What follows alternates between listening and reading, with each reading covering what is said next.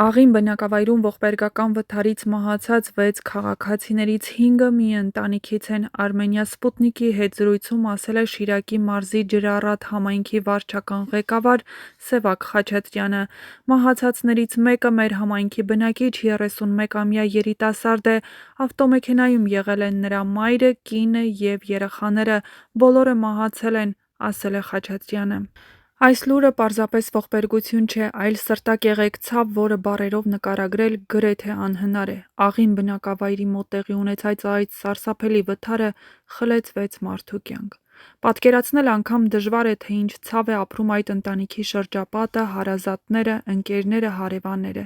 Մի տուն, որտեղ դեռ երեկ կյանք, ծիծաղ ու մանկական ձայներ կային, այսօր լռություն ու անսահման դատարկություն է: Սա այն ցավն է, որը չի անցնում, այլ պարզապես ժամանակի հետ դառնում է լուռ ու խոր: Ամենածանրն այն է, որ երեխաների կյանքեր են խլվել, կյանքեր, որոնք դեռ նոր էին սկսվում, որոնք լի էին անմեղությամբ ու ապագայի լույսով: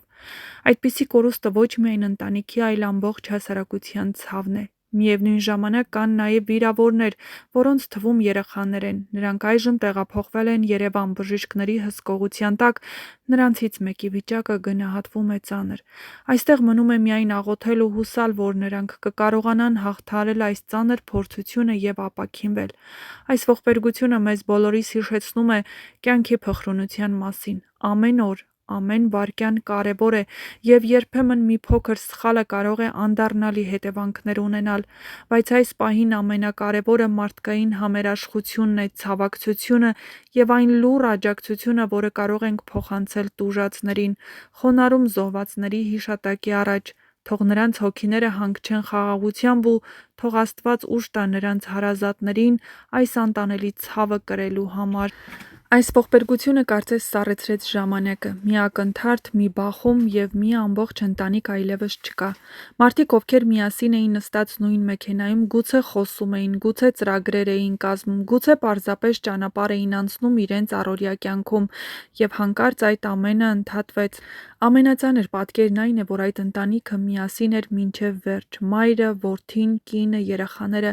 Նրանք, ովքեր պետք է ապրեին, մեծացնեին երեխաներին, տեսնեին նրանց առաջին քայլերը, առաջին դպրոց գնալը, ապագան: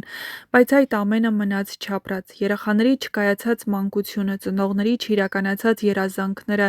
ընտանիքի ջերմությունը, ամեն ինչ մի պահ վերջացավ: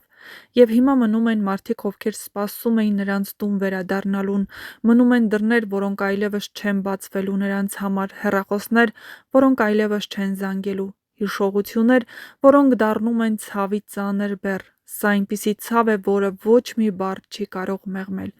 Բայց այս պատմությունը նաև մի դառը հիշեցում է բոլորիս համար: Ճանապարհների մասին, կյանքի մասին, պատասխանատվության մասին: Ճանապարհը միայն ասֆալտը չէ, դա վայր է, որտեղ ամեն վայրկյան որոշումներ են կայացվում: Մի փոքր արագություն, մի վայրկյան ուշ արձագանք, մի սխալ շրջանցում և կյանքերը կարող են փոխվել ընդմիշտ: Ճանապարհները կարող են լինել անվտանգ, եթե մենք բոլորս լինենք ավելի զգույշ: Եթե մենք հիշենք, որ ղեկին նստած մենք պատասխանատու ենք ոչ միայն մեր, այլ նաև ուրիշների կյանքի համար: Ամեն մեքենայի մեջ կարող է լինել մի ամբողջ ընտանիք, երեխաներ, մարդիկ, ովքեր սպասվում են տանը: Ամեն հանդիպակաց մեքենան կարող է կրել մեկի ամբողջ աշխարհը: Ցավոք, շատ հաճախ մենք դա մոռանում ենք, շտապում ենք, նյարդայնանում, ռիսկի ենք դիմում, կարծելով, թե ոչինչ չի լինի: Բայց նման ողբերգությունները ցույց են տալիս հակառակը: Երբեմն հենց մեկ վայրկյանն է որոշում ամեն ինչ: Այս դեպքը պետք է դառնա ահազանգ բոլորիս համար: Ոչ միայն ցավակցելու, այլ նաև փոխվելու, ավելի դանդաղ վարելու, ավելի ուշադիր լինելու,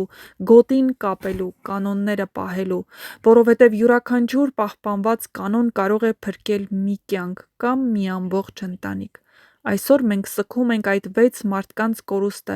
բայց նաև պետք է մտածենք նրանց մասին այնպես, որ նրանց մահը պարզապես թիվ չդառնա: